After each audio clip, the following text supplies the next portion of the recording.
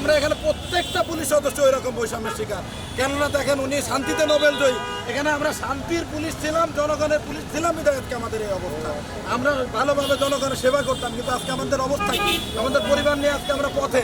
আমাদের একটাই দাবি, আপনাদের মাধ্যমে আমাদের প্রধান উপদেষ্টা তার কাছে আমরা জানাতে চাই, আমাদের একটাই দাবি, আমাদের পুনরায় আমাদের ক্ষতিপূরণ বাবদ আমাদের চাকরিতে বহাল করা হোক।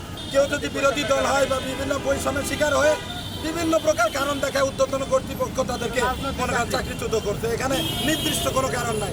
এই সরকার যত লোকের চাকরি দিচ্ছে আমরা চাকরির অভাবে মামলা করতে পারিনি, আমরা অসহায়। কেউ বাঁচবে কেউ মরবে এটা দরকার নেই। আওয়ামী লীগের রাজনীতির নেতাদের কারণে অনেকেই দেখা যায় যে জেলা প্রতিষ্ঠানে আসার পরেই তারপরে দেখা যায় সে আইসা বিভিন্ন কেন করতেছে, কি জন্য করতেছে, তার নামে কোনো বিভাগীয় মামলা নাই, কোনো ধরনের মামলা নাই, বিনা কারণে তাকে চাকরিচ্যুত করা হয়েছে। কোনো খবর নিতে গেলে পুলিশের কথা নানান কাহিনী বলে আমাদেরকে পাঠায়, কোথাও কোনো মামলা করা যায় না, কিছু করা যায় না। আমরা এই ধরনের বৈষম্যের শিকার, এই জন্য সবাই আইসা আমরা একত্রিত আন্দোলন করতেছি, যাতে করে মাননীয় সরকার আমাদেরকে আমাদের চাকরি ফিরিয়ে দেয়।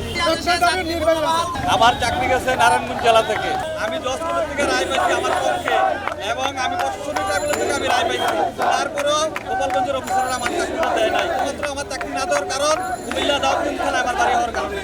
এক দফা এক দাবি, আমাদের সবাইকে নির্ভয়ে চাকরিতে বহাল করতে হবে। আমাদের এক দফা এক দাবি, আর আমাদের কোনো চাওয়া নাই। আমরা বিগত দিন ধরে পরিবার পরিজন নিয়ে আমরা বিচ্ছিন্ন অবস্থায় আছি, আমরা মৃত্যু সজ্জায় অনেক কষ্টে আছি। মাননীয় মন্ত্রী আমাদের নির্ভয়ে কর্মস্থলে যোগদান করার আহ্বান থাকলো। তারপরে একটাই দাবি আমাদের চাকরি ফিরে দেওয়া। আমার 20 সালে চাকরি গেছে, চাকরি থেকে নিয়ম নাই, কিন্তু 18 সালে একটা আইন সংশোধন করে আমাদের সবাইকে চাকরি দিচ্ছে। আমাদের চলমান ওদের রায়ের বহির্ভূত কাজ করছে।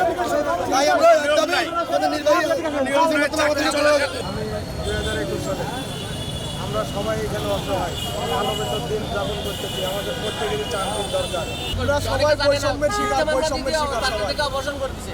যেদিন বিভাগীয় মামলা প্রসিডিং দিয়ে চাকরি থেকে অবসর করতেছে, ওই দিনে জানে তার নাম মামলা হয়েছে, অনেকে জানে না। এরকম হাজার হাজার বিভিন্ন জেলায় আমাদের সুযোগ জেলায় এরকম অনেকের প্রতি অন্যায় অভিযোগ করা হয়েছে।